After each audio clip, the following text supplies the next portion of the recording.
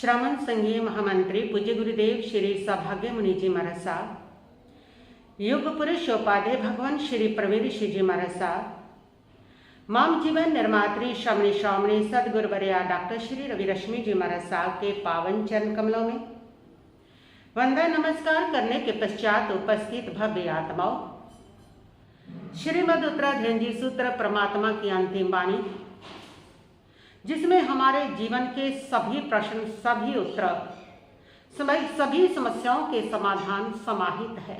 जीवन की यात्रा में जब कोई हमें दुख आता है, कष्ट मिलता है, जब कोई हमें पीड़ा देता है, हमारा अपमान करता है, उस समय हमारे मन में ये प्रश्न बार बार उठता है कि आखिर हम क्यों सहन करें, क्यों मौन रहे।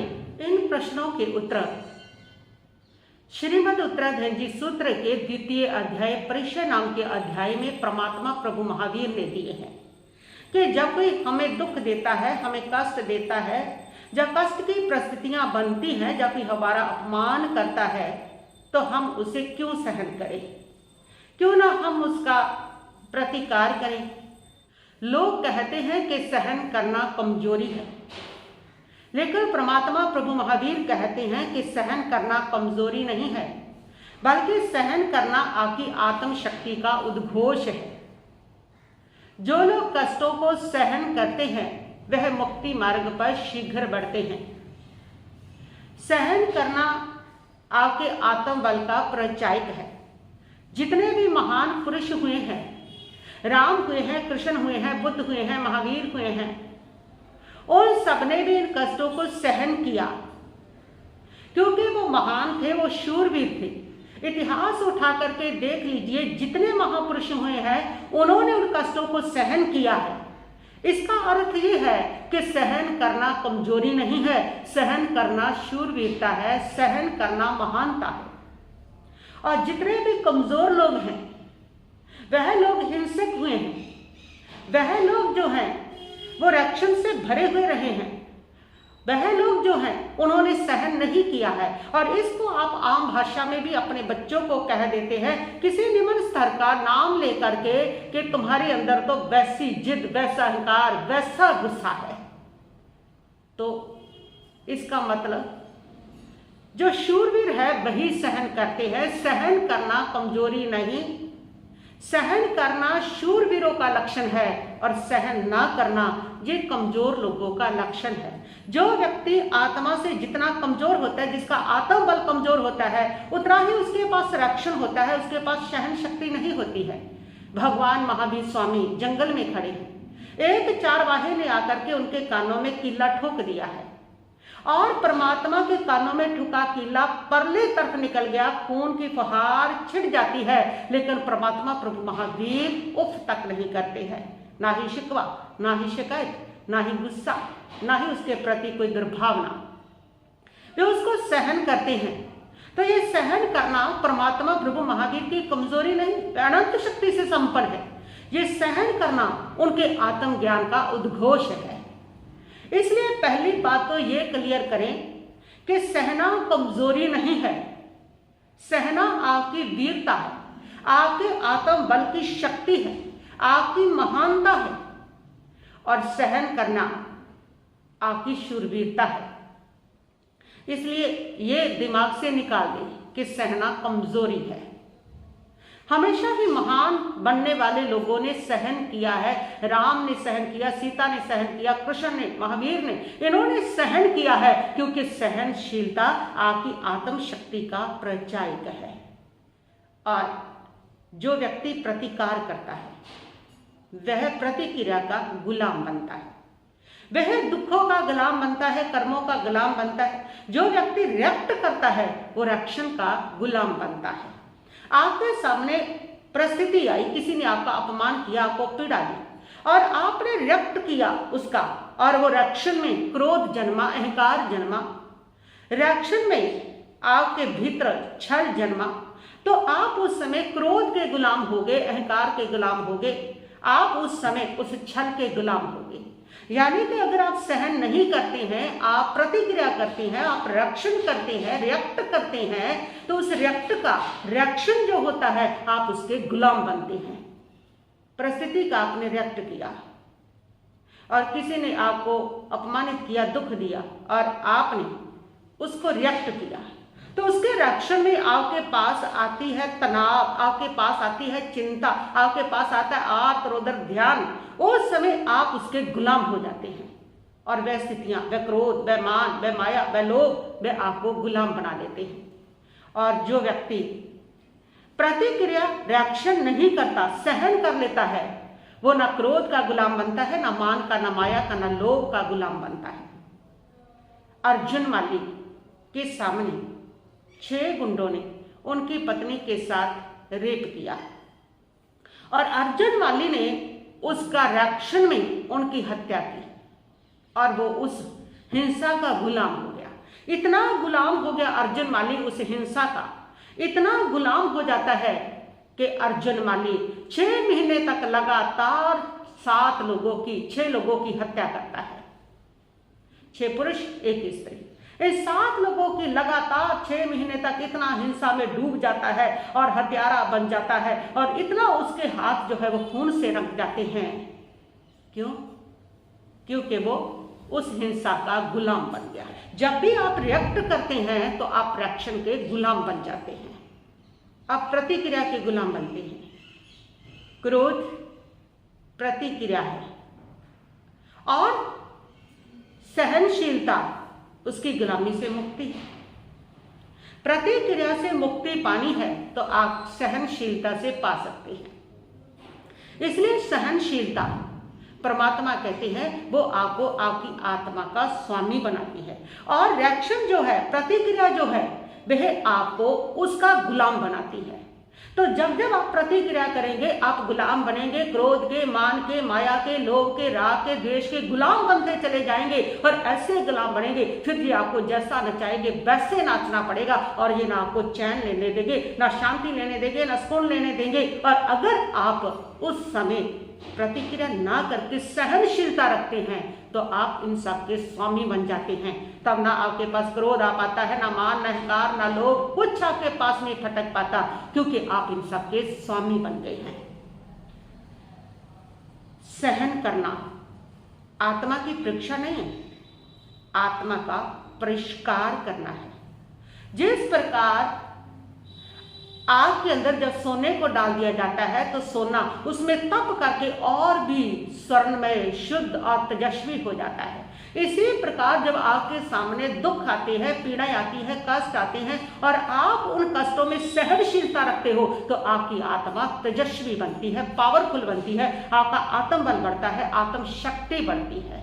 इसलिए हर पल अपने जीवन में दुख को चाहो और अगर ऐसी परिस्थितियां आपके जीवन में आ गई है दुख की, उस समय आप सहनशीलता रखो और वह कर्म क्षय करने का एक परम अवसर होता है। जब भी ऐसी परिस्थितियां आ जाए समझ लो वो आपके सामने बहुत बड़ा अवसर आया। किसी ने आपको दुख दिया है, कष्ट दी है, पीड़ा दी है, जब परिस्थितियों ने आपको पीड़ित किया है तो वो आपके लिए एक अवसर है उस कर्म को क्षय करने का, कर्मों को समाप्त करने का। सहन करने से कर्म जलते हैं और प्रतिक्रिया करने से कर्म बढ़ते हैं। किसी ने आपका अपमान किया, आपको गाली दी, आपका निंदा की आपकी, और उस समय अगर आप प्रतिक्रिया करते हैं तो आपका घाती कर्म बंध जाता है। आपने क्रोध किया उसके ऊपर और आपका घाती कर्म बन गया। लेकिन अगर आपने उस समय सहनशीलता रख ली तो आपका पुराना कर्म भी जल गया और नया कर्म भी नहीं बंधेगा। यानी प्रतिक्रिया से कर्म बंधता है और सहनशीलता से आत्मा कर्मों से मुक्त होती है। सहन करने से आत्मा अपने स्वभाव में लौटती है। सहनशीलता, समता ये आत्मा का स्वभाव है। क्रोध आत्मा का विभाव, प्रतिक्रिया आत्मा का विभाव। जब आप सहनशीलता रखते हो तो अपना आत्मा अपने स्वभाव में लौटती है। आत्मा स्वयं को पहचानती है, मैं कौन हूं, मैं कैसी हूं, और उतनी ही वे अपने स्वभाव के स्थित होकर के आत्मा उसके नजदीक हो जाती है। और जब आप प्रतिक्रिया करते हैं तब आप विभाव में जाते हैं, अपने स्वभाव से बाहर चले जाते हैं, अपनी आत्मा से बहुत दूर चले जाते हैं, अपने परमात्मा से बहुत दूर चले जाते हैं और इतने दूर चले जाते हैं और वापस लौटने का रास्ता बड़ी मुश्किल से बनता है। तो सहनशीलता जो है वह आपकी आत्मा का स्वभाव है। जितने आप सहनशील रहेंगे उतनी अपनी आत्मा में स्थित रहेंगे, आत्म स्वभाव में स्थित रहेंगे। सहन करने से अहंकार से मुक्ति मिलती है। आपका अहंकार कहता है मुझे सुख चाहिए, मैं क्यों सहन करूं, मैं क्यों दुख झेलूं, ये आपका अहंकार बोल रहा है। और जब आप सहन करते हैं तो आपका ये अहंकार टूटता है और जब अहंकार टूटता है तब आत्मा खिलती है। सहन करने से वो अहंकार जो मना करता है मैं क्यों सहन करूं, मैं नहीं सहन करूंगा, वो अहंकार बोल रहा है और सहन शक्ति रखने से वो अहंकार टूटता है और आत्मा खिलती है। सहन शक्ति ध्यान का प्रथम सोपान है। जब आप रिएक्ट करते हैं, प्रतिक्रिया करते हैं, आपका मन अशांत हो जाता है, टूट जाता है, बिखर जाता है और उस बिखरे हुए मन से आप कभी भी ध्यान नहीं कर सकते हैं और आप हमेशा ध्यान बिखरे मन से करते हैं। जिंदगी भर प्रतिक्रियाएं चलती हैं, भीतर से प्रतिक्रिया समाप्त नहीं हो रही है। कब किसने क्या अपमान किया, कब किसने मेरे साथ क्या किया, और जब भी वो पॉइंट सामने आता है तब भीतर की प्रतिक्रिया खड़ी हो जाती है और फिर ध्यान करने लगते हैं तो वो ध्यान नहीं होता क्योंकि आपका मन उस प्रतिक्रिया से अशांत है। आपका भीतर का मन उससे बिखरा हुआ है और बिखरे हुए मन में न समाधि आती है, न शांति आती है, न ध्यान की अवस्था बनती है। वो ध्यान की अवस्था जब आपके भीतर सहनशीलता होती है। सहनशीलता आपके मन को समाधि देती है, शांति देती है, समता देती है और वही समाधि, वही शांति, वही समता आपकी ध्यान की परम अवस्था हुआ करती है। आपका ध्यान सहज लग जाया करता है, आप अपनी आत्मा में स्थित हो जाया करते हैं। तूफान बाहर ही नहीं है, आपके भीतर भी तूफान है और सहनशीलता ही उस तूफान को जीत सकती है। सहनशीलता अपने भीतरों के शत्रुओं को जीतना है। एक बाहर के शत्रु हैं जो आपके जीवन में दुख पैदा करते हैं, शांति पैदा करते हैं। एक आपके भीतर के शत्रु हैं, क्रोध, मान, माया, लोभ, राग, द्वेष, आपकी वो नकारात्मक प्रवृत्तियां, आपके वो कर्म, वो आपके भीतर के शत्रु हैं और ये भीतर के शत्रु ही सारा बाहर का तूफान खड़ा करते हैं। भीतर के शत्रु ही बाहर के शत्रुओं को पैदा करते हैं। जब तक भीतर के शत्रु समाप्त नहीं होंगे बाहर के शत्रु कभी भी समाप्त नहीं होंगे।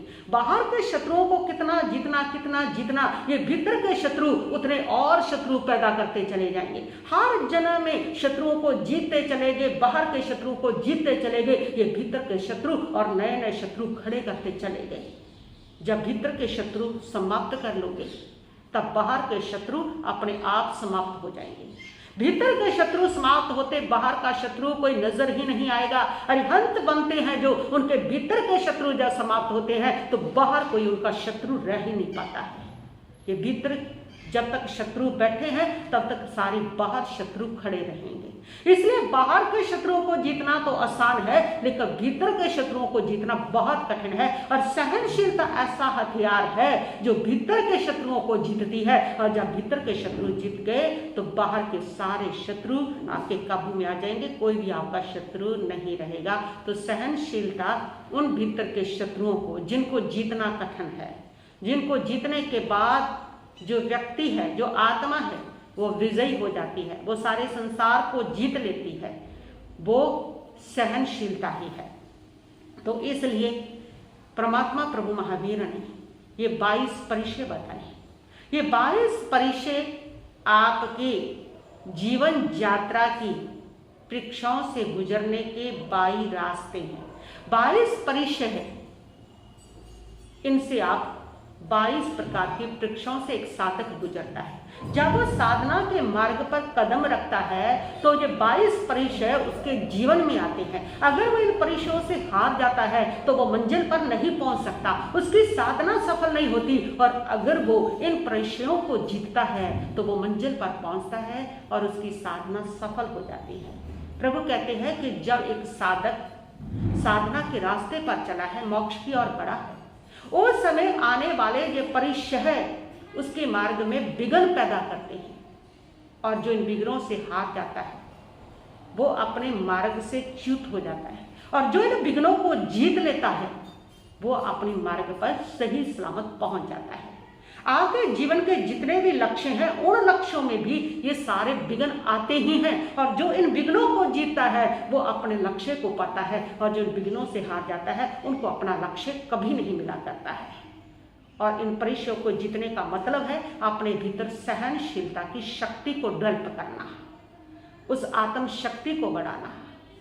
सहनशीलता का मतलब है अपने आत्म बल को बढ़ाना।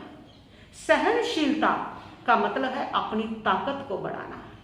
तो जैसे ही ये सारे परिचय आते हैं, प्रभु कहते हैं आप इनके सामने अगर सहनशीलता रखते हो, सहनशीलता से इनको सहन करते हो, सहन करने से आपका आत्म बल बढ़ता है, आपकी आत्म शक्ति बढ़ती है, और वही आत्म शक्ति आपके जीवन में काम आती है। अध्याय में आपको ये प्रश्नों के उत्तर मिलते हैं कि हम क्यों सहन करें, क्यों चुप रहें, क्यों ना हम प्रतिकार करें। इसका जवाब आपको मिल गया होगा, क्यों ना करें। इसलिए हम नहीं करते हैं कि सहन करने से आपको आत्म शक्ति, आत्म बल की प्राप्ति होती है, आपकी आत्म शुद्धि होती है, आपके पुराने कर्मा जलते हैं, नए कर्मा बंधते नहीं हैं, आप स्वतंत्र होते हो, आप क्रोध मान माया लोभ के गुलाम नहीं रह पाते हो। इसलिए परमात्मा ने कहा है कि इसको सहन करना है। तो जो साधक परीक्षाओं को सहन करता है, कष्टों को, दुखों को सहन कर लेता है, वह मोक्ष का परम पथिक बन जाया करता है। तो इसके लिए आप ध्यान करें कि आपके भीतर ये सहन शक्ति बढ़े, और वो ध्यान में आप 2 मिनट के लिए मैं आपको करवाऊंगी, आप इसका अभ्यास करते रहें ताकि आपके भीतर आने वाले कष्टों को, संकटों को, मुसीबतों को सहन करने की ताकत बढ़े, शक्ति बढ़े, आपका आत्म बल बढ़े। आंखें बंद करेंगे, चौकड़ी लगा लेंगे, रीढ़ की हड्डी सीधी कर लेंगे, गहरा लंबा सांस भीतर लेंगे और उसे छोड़ देंगे। एक और गहरा लंबा सांस भीतर भरेंगे और उसे भी छोड़ देंगे।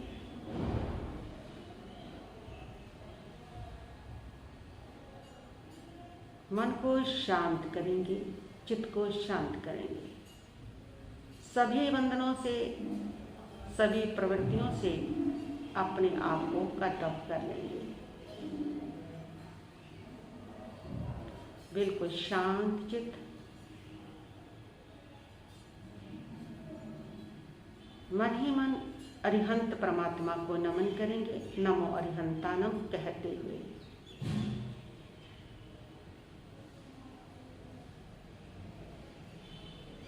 परेशानियों को, कष्टों को, दुखों को, तकलीफों को सहने की ताकत हमारी बढ़े, हमारी आत्मशक्ति इतनी प्रबल हो कि ये कष्ट, ये दुख हमें छू ही ना पाए।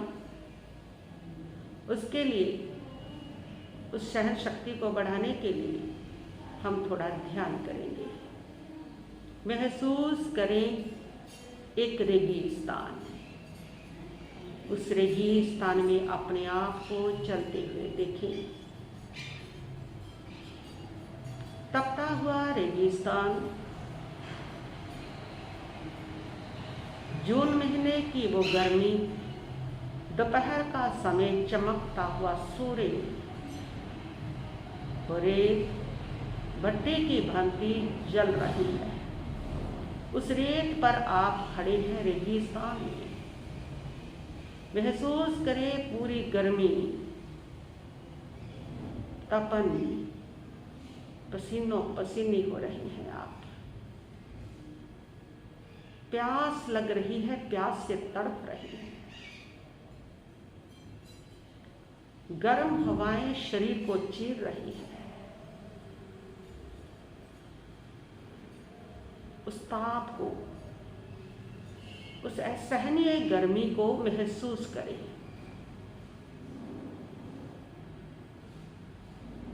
और अपनी आत्मा को संकेत दें, ये परिचय क्षणिक है, ये परिचय क्षणिक है।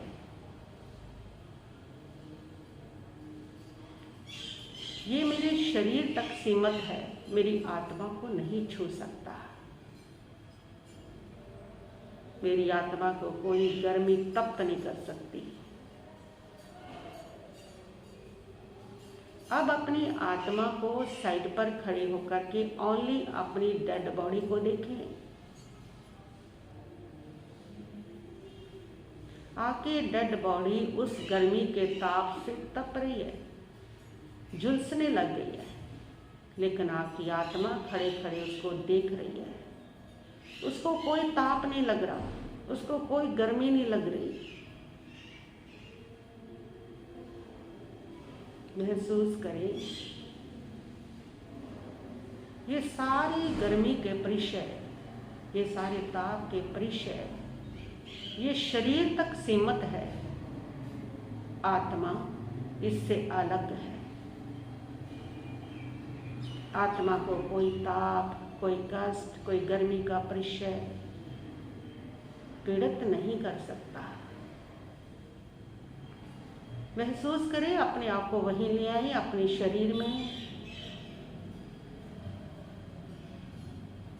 महसूस करें, ये कष्ट, ये संकट जिसमें मैं हाय हाय करता हूँ, ये क्षणिक है। हम महसूस करें, उस परिचय के स्थान पर एक सुंदर सा हिमालय बन गया है।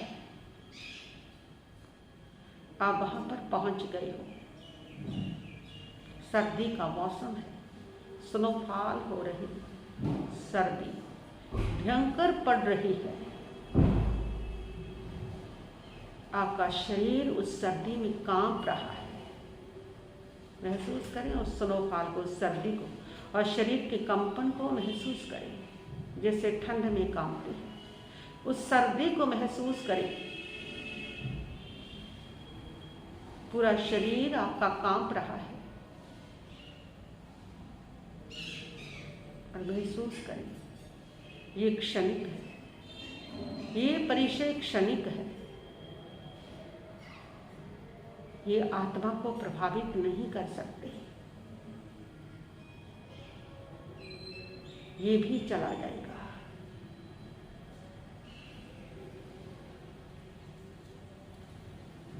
वहां से आप हट गए। अब महसूस करें कि आप बैठे हैं। कोई व्यक्ति आपके सामने आया है और वो आपको गालियां दे रहा है, आपका अपमान कर रहा है। महसूस करें कि ये सब क्षणिक है। मैं इसे स्वीकार नहीं कर रहा हूं।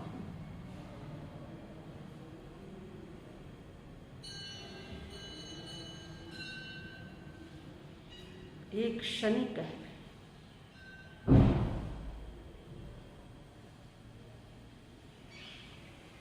इससे कैसी पीड़ा? अब देखिए, थोड़ी देर बाद कोई व्यक्ति आपको सम्मान देने के लिए आया है। फूल माला, स्वागत पत्र उसके हाथ में है। वो आपका सम्मान कर रहे हैं, लेकिन अब आपका मन अहंकार में हो रहा है। उस अहंकार से बचने के लिए आप महसूस करें, ये क्षणिक है।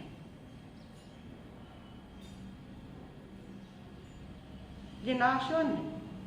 ये सब थोड़ी देर ठहरने वाला है। ये सब मेरे शरीर तक, मेरे बाह्य रूप तक सीमित है। मेरी आत्मा का ना कोई सम्मान कर सकता है, ना कोई अपमान कर सकता है। मेरी आत्मा इन सबसे परे निर्मल है।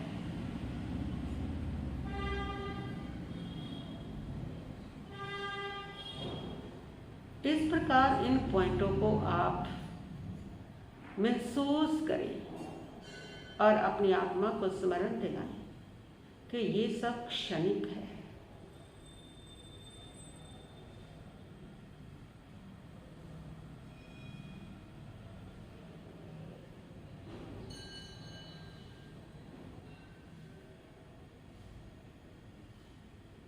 गहरा लंबा सांस लें और उसे छोड़ दें।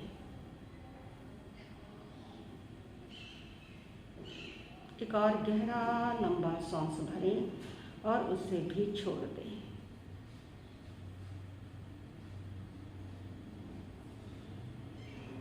प्रभु से प्रार्थना करें, प्रभु ये आने वाले परिचय क्षणिक है, ये आते हैं और चले जाते हैं, मैं इनसे प्रभावित ना बनूं, मुझ पे ऐसी कृपा करो।